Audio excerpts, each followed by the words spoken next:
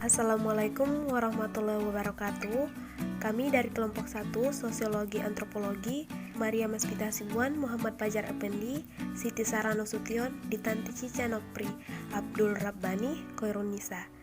Di sini kami akan membahas antropologi hukum tentang asal mula kehidupan. Pendahuluan. Antropologi adalah ilmu mengenai manusia di masa lalu dan kini, yang menggambarkan manusia melalui pengetahuan ilmu sosial dan ilmu hayati atau alam. Pengertiannya adalah, secara bahasa, manusia berasal dari kata manu yang berasal dari bahasa Sanskerta, mens yang berasal dari bahasa Latin yang berarti berpikir, berakal budi atau makhluk yang berakal budi, mampu menguasai makhluk lain. Secara istilah, manusia dapat diartikan sebuah konsep atau sebuah fakta, sebuah gagasan atau realitas, sebuah kelompok atau seorang individu. Manusia adalah makhluk yang luar biasa kompleks. Kita merupakan paduan antara makhluk material dan makhluk spiritual.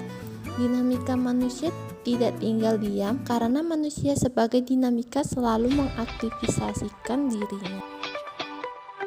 Asal mula kehidupan. Semua kehidupan berasal dari Allah Subhanahu wa Ta'ala. Seluruh makhluk hidup diciptakan oleh Allah Subhanahu wa Ta'ala, terutama manusia. Manusia pertama yakni Adam. Adam diciptakan langsung oleh Tuhan dari tanah dan Allah meniupkan rohnya ke dalam jiwa Adam.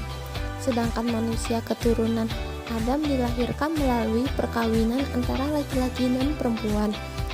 Secara antropologis, semua makhluk yang diciptakannya memiliki hukum genetis karena masing-masing mempunyai sifat khusus dan hidup berpasang-pasangan.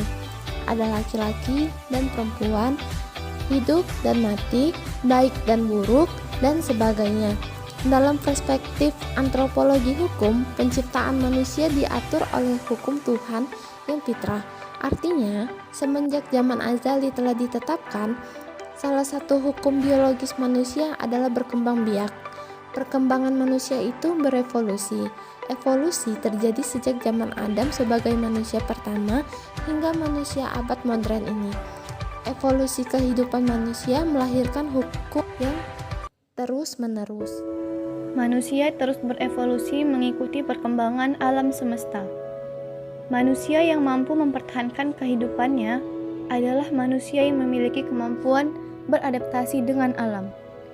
Para antropolog telah melakukan berbagai penelitian bahwa manusia berawal dari masa-masa yang berlainan, sejak zaman primitif sampai zaman modern. Teori evolusi berpendapat bahwa terjadi perubahan pada makhluk hidup menyimpang dari struktur awal dalam jumlah yang banyak, beraneka ragam, yang menyebabkan terjadinya dua kemungkinan, yaitu makhluk hidup yang berubah akan mampu bertahan dan tidak punah atau evolusi progresif, atau berevolusi tersebut gagal bertahan hidup dan akhirnya punah atau evolusi regresif. Evolusi berarti perubahan pada sifat-sifat terwariskan suatu populasi organisme dari suatu generasi ke generasi berikutnya. Perubahan-perubahan ini disebabkan oleh kombinasi 3 proses utama, yaitu variasi, reproduksi, dan seleksi. Sifat-sifat yang menjadi dasar evolusi ini dibawa oleh gen yang diwariskan kepada keturunan makhluk hidup dan menjadi bervariasi dalam suatu populasi. Ketika organisme bereproduksi, keturunannya akan mempunyai sifat-sifat yang baru. Evolusi didorong oleh 2 mekanisme utama, yaitu seleksi alam dan genetik. Seleksi alam merupakan proses yang menyebabkan sifat terwaris yang berguna lebih umum dalam suatu populasi. Teori evolusi biologi. Pertengahan abad 19, manusia adalah sejenis makhluk di antara berbagai jenis makhluk yang lain di muka bumi.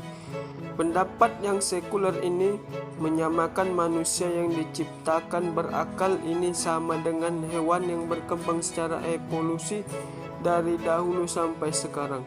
Manusia menurut para ahli biologi diklasifikasikan mereka termasuk kelas binatang menyusui yang disebut mamalia dari kelompok primat, yaitu kelompok jenis kera yang antropoid.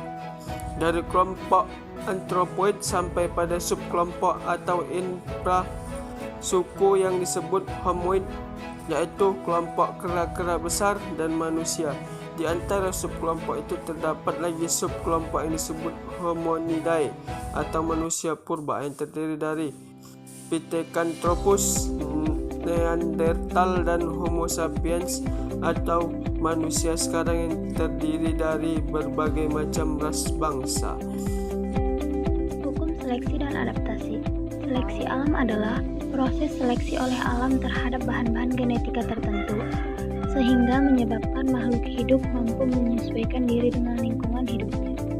Jika suatu spesies mampu beradaptasi dengan baik bersama habitatnya, dan jika habitatnya tetap atau tidak berubah, dapat diasumsikan bahwa tidak ada evolusi lebih lanjut yang dialami spesies secara substansial. Evolusi manusia berkaitan dengan hukum kemanusiaan, di antaranya yaitu manusia dalam perkembangannya memiliki pola-pola yang terus berkembang, yang bermanfaat untuk mempertahankan kehidupannya. Manusia membentuk tatanan kehidupan dalam keluarga. Manusia membentuk norma yang menghargai harga diri dan kehormatannya. Manusia memiliki pola budaya yang dinamis dan adaptif dengan lingkungannya. Manusia tidak mudah menyerah dengan tantangan kehidupan. Manusia menciptakan alat komunikasi agar memudahkan berinteraksi dengan sesamanya. Manusia menyadari keharusan hidup berkelompok. Manusia menaati nilai-nilai tradisional yang disepakati. Manusia mengikuti sistem nilai yang dianutnya. Manusia mewariskan kebudayaan kepada generasi pelanjutnya dan mewariskan unsur-unsur biologis keturunannya. Sekian dan terima kasih.